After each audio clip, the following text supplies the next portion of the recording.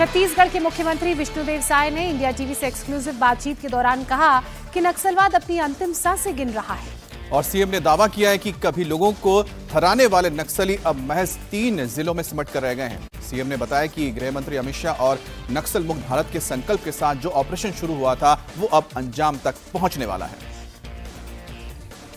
इस वक्त मेरे साथ बहुत ही खास मेहमान हैं छत्तीसगढ़ के मुख्यमंत्री श्री विष्णुदेव साय जी। सर 25 साल पूरे हो गए हैं आपके राज्य के और मुझे लगता है कि बहुत ही खास मौका है बतौर मुख्यमंत्री आपके लिए।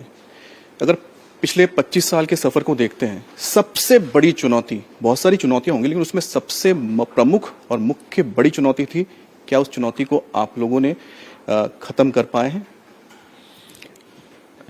हमारे छत्तीसगढ़ प्रदेश को निर्मित हुए 25 वर्ष पूरे हुए हैं और हम लोग रजत महोत्सव मना रहे हैं। स्थापना दिवस था 1 नवंबर और हमारे प्रदेश के लिए बड़ा सौभाग्य का विषय कि स्थापना दिवस के उपलक्ष्य में हमारे देश के यशस्वी प्रधानमंत्री श्री नरेंद्र मोदी जी हम लोगों के बीच में थे और उन्होंने हमारे प्रदेश के नवनिर्मित विधानसभा भवन का लोकार्पण भी किया और राज्य रजत महोत्सव का शुभारंभ भी उन्होंने किया है। और 25 वर्षों का ये जो विकास यात्रा रही है ये काफी अच्छा हुआ है। 25 वर्षों में हमारा प्रदेश काफी विकास किया है और इसमें जो विकास में एक बड़ा रोड़ा था नक्सलवाद का, लेकिन डबल इंजन की सरकार के कारण भी हम लोगों को लाभ हो रहा है। और माननीय प्रधानमंत्री जी, गृह मंत्री जी ने संकल्प भी लिया है कि ये जो देश और छत्तीसगढ़ के विकास में जो बड़ा बाधक है नक्सलवाद, इसको समाप्त करना है। और 31 मार्च 2026 का तिथि भी उन्होंने तय कर दिया है कि इस दिन तक पूरे देश से नक्सलवाद को समाप्त करना है। और जिस तरह से नक्सलवाद के खिलाफ में लड़ाई मजबूती के साथ लड़ी जा रही है, मुझे पूरा विश्वास है कि उनका संकल्प पूरा होगा। और छत्तीसगढ़ में जो ज्यादा मात्रा में नक्सलवाद था उसमें भी हम लोग को भारी सफलता मिल रही है। और 31 मार्च 2026 का संकल्प अवश्य पूरा होगा। उसके बाद छत्तीसगढ़ भी निर्विवाद रूप से आगे विकास का मार्ग पकड़ेगा। प्रधानमंत्री ने तो मंच से कहा है कि सिर्फ 3 जिले बचे हैं। सर कौन से जिले हैं और आगे का रोड मैप क्या है बतौर मुख्यमंत्री जो आपने तैयार किया है? जब बहुत कम जिले रह गए हैं, बीजापुर, सुकमा, नारायणपुर ऐसे ही जिले रह गए हैं और लगातार सफलता ऑपरेशन में मिल रही है और नक्सलवाद की कमर टूट गई है, अंतिम सांसें ले रहा है। सारे माओवाद के जो टॉप के लीडर थे सारे न्यूट्रलाइज हो गए हैं, कुछ ही बचे हैं। जो भी संकल्प का समय है उसके अंदर अंदर ही सब पूरा होने वाला है।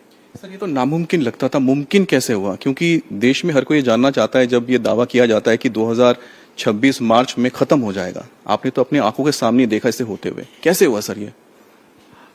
अभी देखिए, हमारे माननीय प्रधानमंत्री जी, गृह मंत्री जी का जो संकल्प और जो हमारे जवानों के साथ जीवंत संपर्क, उनका साहस बढ़ाना और जो हमारे लोकल लोग सीआरपीएफ का जो हमारा बस्तर बटालियन है, हमारा डीआरजी में जो भर्ती हुए हैं, हमारे बस्तर फाइटर्स, दंतेवाड़ा फाइटर्स, इसमें जो लोकल लोग हैं इनका भी सहयोग मिला है। और हमारे जो केंद्रीय सुरक्षा बल के जवान तो है ही हैं, सब बड़ा कॉम्बिनेशन के साथ मिलकर लड़ाई लड़े हैं, तभी इतनी बड़ी सफलता मिली है। और साथ ही साथ हमारे माननीय गृह मंत्री जी ने जेटीएफ जॉइंट टास्क फोर्स का भी गठन कराया है, इसका भी लाभ इस लड़ाई में मिला है। सर आपने कहा है कि सहयोग मिल रहा है, लेकिन जो आसपास के राज्य हैं सर उनका क्या है? जैसे कि तेलंगाना है, वहां पर कांग्रेस की सरकार है, तो किस तरह से सहयोग मिल पाता है, नहीं मिल पाता है? किस तरह से आप लोगों ने कॉर्डन ऑफ किया सर? नहीं, जैसे मैंने कहा कि यूएचएम साहब ने जेटीएफ का गठन कराया है, जिसमें सारे नक्सल प्रभावित जो भी प्रदेश हैं सब मिलकर काम कर रहे हैं, उसका भी लाभ हो रहा है। सर जो रिहैबिलिटेशन की बात होती है, जिन्होंने हथियार डाल दिए हैं सर, उनको आप किस तरह से मुख्य धारा में लेकर आ रहे हैं?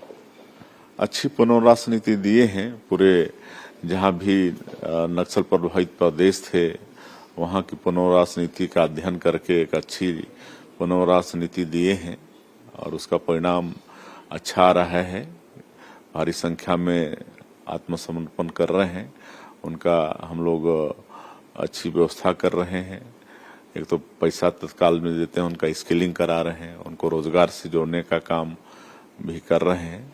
तो इस तरह से इसका अच्छा परिणाम देखने को मिल रहा है। सर कहते हैं ना कि नक्सलवाद खत्म हो जाता है, लेकिन सर जो विचार है वो खत्म नहीं होता। ये विचार जो है, इस विचारधारा को कैसे आप दूर रखेंगे इस इलाके से?